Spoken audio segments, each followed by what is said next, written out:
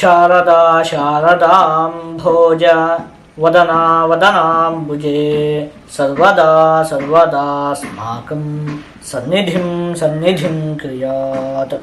ಸಮಸ್ತ ವೀಕ್ಷಕರಿಗೂ ಜುಲೈ ತಿಂಗಳ ಕನ್ಯಾ ರಾಶಿಯ ಮಾಸ ಭವಿಷ್ಯದ ಕಾರ್ಯಕ್ರಮಕ್ಕೆ ಸುಸ್ವಾಗತ. ನಾವು ಮೊದಲಿಗೆ ಈ ಮಾಸದಲ್ಲಿ ನಡೆಯುವಂತಹ ಗ್ರಹಗಳ ಬದಲಾವಣೆಗಳ ಬಗ್ಗೆ ತಿಳಿದುಕೊಳ್ಳೋಣ. ಈ ತಿಂಗಳ 6ನೇ ತಾರೀಕಿನಂದು ಶುಕ್ರ ಗ್ರಹ, 16ನೇ ತಾರೀಕಿನಂದು ರವಿಗ್ರಹ ಕಟಕ ರಾಶಿಗೆ ಪ್ರವೇಶವನ್ನು ಮಾಡ್ತಾ ಇರುವಂಥದ್ದು, 12ನೇ ತಾರೀಕಿನಂದು ಕುಜಗ್ರಹ ವೃಷಭ ರಾಶಿಗೆ ಪ್ರವೇಶವನ್ನು ಮಾಡ್ತಾ ಇರುವಂಥದ್ದು, 19ನೇ ತಾರೀಕಿನಂದು ಬುಧಗ್ರಹ, 31ನೇ ತಾರೀಕಿನಂದು ಶುಕ್ರ ಗ್ರಹ ಸಿಂಹ ರಾಶಿಗೆ ಪ್ರವೇಶವನ್ನು ಮಾಡ್ತಾ ಇರುವಂಥದ್ದು. ಇದಿಷ್ಟು ಕೂಡ ಈ ಮಾಸದಲ್ಲಿ ನಡೆಯುವಂತಹ ಪ್ರಮುಖವಾದ ಗ್ರಹಗಳ ಬದಲಾವಣೆ. ಈಗ ಇದನ್ನೆಲ್ಲ ಆಧರಿಸಿ ಈ ಮಾಸದಲ್ಲಿ ಕನ್ಯಾ ರಾಶಿಯವರಿಗೆ ಯಾವ ರೀತಿಯಾದಂತಹ ಫಲ ಪ್ರಾಪ್ತಿಯಾಗಲಿದೆ ಅಂತ ಹೇಳಿ ಒಂದೊಂದಾಗಿ ನೋಡ್ತಾ ಹೋಗೋಣ. ಈ ಮಾಸದಲ್ಲಿ ಏನಾಗ್ತಿರುವಂಥದ್ದು ಹೇಳಿ, ಜೂನ್ ತಿಂಗಳ 30ನೇ ತಾರೀಕಿನಂದು ಶನಿಗ್ರಹ ವಕ್ರವಾಗಿರುವಂಥದ್ದು. ಅದು ನವೆಂಬರ್ ತಿಂಗಳ 14ನೇ ತಾರೀಕಿನವರೆಗೂ ಕೂಡ ವಕ್ರವಾಗಿ ಸ್ಥಿತವಾಗಿರುತ್ತೆ. ಹಾಗಾಗಿ ನಾವು ಏನ್ ಮಾಡೋಣ ಅಂತ ಹೇಳಿ ಆದ್ರೆ, ಮೊದಲು ಈ ಮಾಸದಲ್ಲೆಲ್ಲ ನಿಮಗೆ ಏನು ಫಲ ಪ್ರಾಪ್ತಿ ಆಗುತ್ತೆ ಅಂತ ಹೇಳಿ ನೋಡೋಣ. ಕೊನೆಗೆ ಈ ವಕ್ರವಾದಂತಹ ಶನಿಗ್ರಹದಿಂದ ನಿಮಗೆ ಯಾವ ರೀತಿಯಾದಂತಹ ಫಲ ಪ್ರಾಪ್ತಿಯಾಗಲಿದೆ ಅಂತ ಹೇಳಿ ಯೋಚನೆಯನ್ನು ಮಾಡೋಣ. ಮೊದಲು ನಿಮಗೆ ಈ ಮಾಸದಲ್ಲಿ ಪ್ರಾಪ್ತಿಯಾಗುವಂತಹ ಫಲಗಳು. ಶುಕ್ರ ಗ್ರಹ ನಿಮಗೆ ಏಕಾದಶ ಭಾವದಲ್ಲಿ ಸ್ಥಿತವಾಗಿರುವಂಥದ್ದು. ಆ ಸಂದರ್ಭದಲ್ಲಿ ಭೃಗುರ್ ಲಾಭಗೋ ಲಾಭದೋ ಯಸ್ಯ ಲಗ್ನ ಸ್ವರೂಪಂ ಮಹೀಪಂಚ ಕುರ್ಯಾಚ್ಚ ಸಮ್ಯಕ್ ಲಸತ್ ಕೀರ್ತಿ ಸತ್ಯಾನುರಕ್ತಂ ಗುಣಾಢ್ಯಂ ಮಹಾಭೋಗ ಮೈಶ್ವರ್ಯ ಯುಕ್ತಂ ಸುಶೀಲಂ ಅಂತ ಹೇಳಿರುವಂಥದ್ದು. ಹಾಗಾಗಿ ಮುಖ್ಯವಾಗಿ ಏನು ಹೇಳಿ, ಹಣಕಾಸಿಗೆ ಸಂಬಂಧಪಟ್ಟಿರುವಂತಹ ವಿಚಾರದಲ್ಲಿ ನಿಮಗೆ ಈ ಮಾಸದಲ್ಲಿ ಅತ್ಯಂತವಾಗಿ ಅಭಿವೃದ್ಧಿ ಎನ್ನುವಂಥದ್ದು ಉಂಟಾಗುತ್ತೆ. ಇನ್ನು ಹಣಕಾಸಿಗೆ ಸಂಬಂಧಪಟ್ಟಿರುವಂತಹ ಕೆಲವಷ್ಟು ಸಮಸ್ಯೆಗಳು ಕೂಡ ಬಗೆಹರಿಯುತ್ತೆ. ಯಾವ ರೀತಿಯಾಗಿ, ಸಾಲ ಮಾಡಿರ್ತೀರಿ, ಅದನ್ನ ತೀರಿಸುವುದಕ್ಕೆ ಕಷ್ಟ ಆಗ್ತಾ ಇರುತ್ತೆ. ಆ ರೀತಿಯಾದಂತಹ ಸಮಸ್ಯೆಗಳು ಇದ್ದಂತಹ ಪಕ್ಷದಲ್ಲಿ ಸಾಲವನ್ನು ತೀರಿಸುವುದಕ್ಕೂ ಕೂಡ ನಿಮಗೆ ಅನೇಕ ಅವಕಾಶಗಳು ಪ್ರಾಪ್ತಿಯಾಗುತ್ತೆ. ಅಥವಾ ನೀವು ಯಾರಿಗೋ ಏನೋ ದುಡ್ಡನ್ನು ಕೊಟ್ಟಿರ್ತೀರಿ, ಅದು ಹಿಂತಿರುಗಿ ಬಂದಿರುವುದಿಲ್ಲ. ಈ ರೀತಿಯಾಗಿ ಹಣಕಾಸಿಗೆ ಸಂಬಂಧಪಟ್ಟಿರುವಂತಹ ಸಮಸ್ಯೆಗಳು ಉಂಟಾಗಿದ್ದಂತಹ ಪಕ್ಷದಲ್ಲಿ ಅದೆಲ್ಲ ಕೂಡ ಹಿಂತಿರುಗಿ ಬರುವುದಕ್ಕೆ ಅನೇಕ ಅವಕಾಶ ಇದೆ.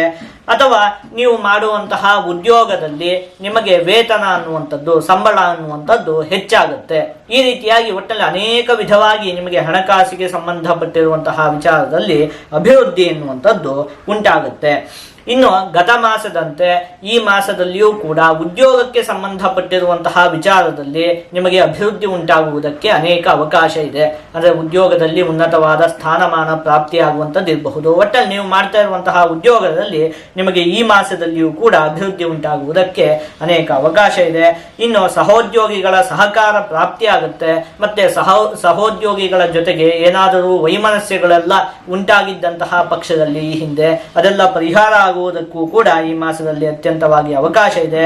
ಇನ್ನು ನೂತನವಾದ ಉದ್ಯೋಗವನ್ನು ಆರಂಭ ಮಾಡಬೇಕು ಅಂತ ಬಯಸುತ್ತಿರುವಂತಹ ವ್ಯಕ್ತಿಗಳಿಗೂ ಕೂಡ ಈ ಮಾಸ ಉತ್ತಮವಾಗಿದೆ. ಇನ್ನು ಈ ಮಾಸದಲ್ಲಿ ನೀವು ಒಂದೆರಡು ವಿಚಾರದಲ್ಲಿ ಒಂದು ಸ್ವಲ್ಪ ಜೋಪಾನವಾಗಿ ಇರಬೇಕಾಗತ್ತೆ. ಹಲ್ಲುಗಳಿಗೆ ಸಂಬಂಧಪಟ್ಟಿರುವಂತಹ ಆರೋಗ್ಯದ ವಿಚಾರದಲ್ಲಿ ನೀವು ಒಂದು ಸ್ವಲ್ಪ ಜೋಪಾನವಾಗಿರ್ಬೇಕಾಗತ್ತೆ. ಇನ್ನು ತಂದೆಯ ಸಲಹೆ ಸೂಚನೆಗಳನ್ನು ನೀವು ನಿರ್ಲಕ್ಷ್ಯ ಮಾಡಬಾರದು. ಅಂದ್ರೆ ತಂದೆ ಯಾವ ಮಾತನ್ನು ಹೇಳ್ತಾರೋ ಅದನ್ನ ನೀವು ಕೇಳಬೇಕು. ಅವರ ಸಲಹೆ ಸೂಚನೆಗಳನ್ನು ನೀವು ಪಾಲಿಸಬೇಕು. ಆಯ್ತಾ? ಅದನ್ನು ನಿರ್ಲಕ್ಷ್ಯ ಮಾಡಿದಂತಹ ಪಕ್ಷದಲ್ಲಿ ಒಂದಷ್ಟು ಸಮಸ್ಯೆಗಳು ಉಂಟಾಗುವುದಕ್ಕೆ ಅವಕಾಶ ಇದೆ. ಇದೊಂದೆರಡು ವಿಚಾರದಲ್ಲಿ ನೀವು ಒಂದು ಸ್ವಲ್ಪ ಜೋಪಾನವಾಗಿ ಇರಬೇಕಾಗತ್ತೆ. ಇದಿಷ್ಟು ಕೂಡ ನಿಮಗೆ ಈ ಮಾಸದಲ್ಲಿ ಪ್ರಾಪ್ತಿಯಾಗುವಂತಹ ಫಲಗಳು. ಈಗ ನಾವೇನ್ ಮಾಡೋಣ ಅಂತ ಹೇಳಿ ಆದ್ರೆ, ಈ ಹಿಂದೆನೆ ಯೋಚನೆ ಮಾಡಿದ್ವಲ್ಲ, ಶನಿಗ್ರಹ ವಕ್ರವಾಗಿದೆ, ಅದರಿಂದ ಯಾವ ರೀತಿಯಾದಂತಹ ಫಲ ಪ್ರಾಪ್ತಿಯಾಗುತ್ತೆ ಅಂತ ಹೇಳಿ ಕೊನೆಯಲ್ಲಿ ವಿವೇಚನೆ ಮಾಡೋಣ ಅಂತ ಹೇಳಿ ಯೋಚನೆ ಮಾಡಿದ್ವಲ್ಲ, ಅದನ್ನ ಈಗ ನೋಡೋಣ. ಏನಾಗಿದೆ ಹೇಳಿ, ಶನಿಗ್ರಹ ನಿಮಗೆ ಷಷ್ಠಭಾವದಲ್ಲಿ ಸ್ಥಿತವಾಗಿರುವಂಥದ್ದು. ಶನಿಗ್ರಹದ ಷಷ್ಠಭಾವದ ಸ್ಥಿತಿ ಅಂತ ಹೇಳುವಂಥದ್ದೇ ಉತ್ತಮ. ಹಾಗಾಗಿ ಈ ಶನಿಗ್ರಹದಿಂದ ನಿಮಗೆ ಈಗಾಗಲೇ ಅನೇಕ ಉತ್ತಮವಾದ ಫಲ ಅಂತ ಹೇಳುವಂಥದ್ದು ಪ್ರಾಪ್ತಿ ಆಗ್ತಾ ಇದೆ. ಈಗ ಅದು ವಕ್ರವಾಗ್ತಿದೆಯಲ್ಲ, ಅವಾಗ ಏನಾಗುತ್ತೆ ಅದನ್ನು ನೋಡೋಣ.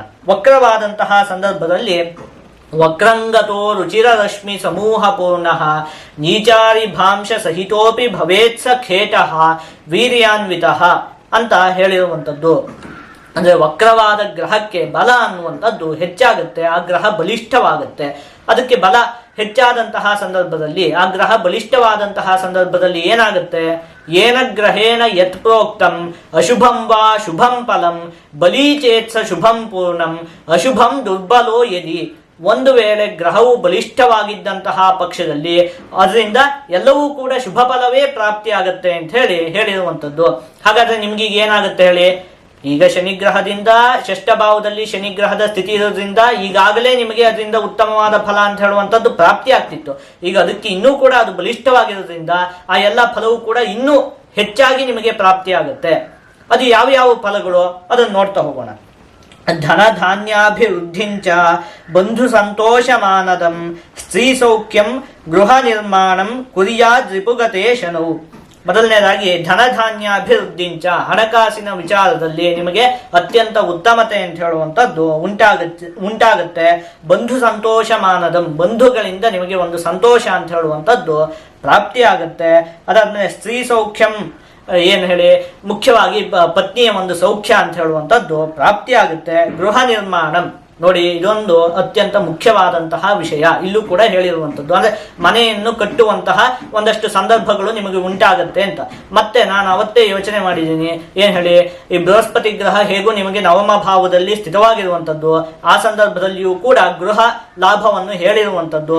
ಹಾಗಾಗಿ ನಿಮಗೆ ಈ ಮನೆಯನ್ನು ಕಟ್ಟಬೇಕು ಅಥವಾ ಮನೆಯನ್ನು ಕಟ್ಟಲು ಜಾಗವನ್ನು ತೆಗೆದುಕೊಳ್ಬೇಕು, ಈ ರೀತಿಯಾಗಿ ಮನೆಗೆ ಸಂಬಂಧಪಟ್ಟಿರುವಂತಹ ವಿಷಯದಲ್ಲಿ ನಿಮಗೆ ಏನು ಆಸೆಗಳು ಇದ್ದಂತಹ ಪಕ್ಷದಲ್ಲಿ ಒಂದು ಸ್ವಲ್ಪ ಪ್ರಯತ್ನ ಪಡಿ. ಈ ವರ್ಷನೇ ನಿಮಗೆ ಅತ್ಯಂತ ಉತ್ತಮವಾಗಿದೆ, ಇದನ್ನ ನೀವು ತಪ್ಪಿಸಿಕೊಳ್ಬೇಡಿ. ಈ ವರ್ಷದಲ್ಲೇ ಆದಷ್ಟು ಇದಕ್ಕೆ ಸಂಬಂಧಪಟ್ಟಿರುವಂತಹ ವಿಚಾರದಲ್ಲಿ ನೀವು ಸ್ವಲ್ಪ ಪ್ರಯತ್ನ ಪಟ್ಟಂತಹ ಪಕ್ಷದಲ್ಲಿಯೂ ಕೂಡ ಅದು ಆಗಿ ಹೋಗುತ್ತೆ. ಒಟ್ಟು ಮನೆಗೆ ಸಂಬಂಧಪಟ್ಟಿರುವಂತಹ ವಿಚಾರದಲ್ಲಿ ಒಂದಷ್ಟು ಅಭಿವೃದ್ಧಿ ಎನ್ನುವಂಥದ್ದು ನಿಮಗೆ ಉಂಟಾಗುತ್ತೆ.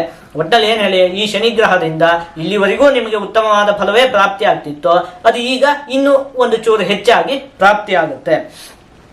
ಈಗ ಇದನ್ನೆಲ್ಲ ಒಟ್ಟುಗೂಡಿಸಿ ಒಂದೊಂದೇ ವಿಚಾರದಲ್ಲಿ ಈ ಮಾಸದಲ್ಲಿ ನಿಮಗೆ ಯಾವ ರೀತಿಯಾದಂತಹ ಫಲ ಪ್ರಾಪ್ತಿಯಾಗಲಿದೆ ಅಂತ ಹೇಳಿ ನೋಡ್ತಾ ಹೋಗೋಣ. ಮೊದಲನೇದಾಗಿ ಆರೋಗ್ಯಕ್ಕೆ ಸಂಬಂಧಪಟ್ಟಿರುವಂತಹ ವಿಚಾರದಲ್ಲಿ, ಹಲ್ಲಿಗೆ ಸಂಬಂಧಪಟ್ಟಿರುವಂತಹ ಆರೋಗ್ಯದ ವಿಚಾರದಲ್ಲಿ ನೀವು ಒಂದು ಸ್ವಲ್ಪ ಜೋಪಾನವಾಗಿರ್ಬೇಕಾಗುತ್ತೆ. ಇನ್ನು ಕುಟುಂಬ, ವಿದ್ಯೆ, ಹಣ ಮತ್ತೆ ಉದ್ಯೋಗಕ್ಕೆ ಸಂಬಂಧಪಟ್ಟಿರುವಂತಹ ವಿಚಾರದಲ್ಲಿ ನೀವೇನು ಕೂಡ ಯೋಚನೆ ಮಾಡುವುದು ಬೇಡ. ಈ ಎಲ್ಲಾ ವಿಚಾರದಲ್ಲಿಯೂ ಕೂಡ ನಿಮಗೆ ಅಭಿವೃದ್ಧಿ ಅನ್ನುವಂಥದ್ದು ಉಂಟಾಗುತ್ತೆ. ಆದಷ್ಟು ನೀವು ಈ ಮಾಸದಲ್ಲಿ ಸುಬ್ರಹ್ಮಣ್ಯ ಸ್ವಾಮಿಯ ಒಂದು ಆರಾಧನೆಯನ್ನು ಮಾಡಬೇಕು. ಹೀಗೆ ಮಾಡುವುದರಿಂದ ನಿಮ್ಗೆ ಇನ್ನೂ ಕೂಡ ಅತ್ಯಂತ ಉತ್ತಮವಾದ ಫಲ ಅಂತ ಹೇಳುವಂಥದ್ದು ಪ್ರಾಪ್ತಿಯಾಗುತ್ತೆ.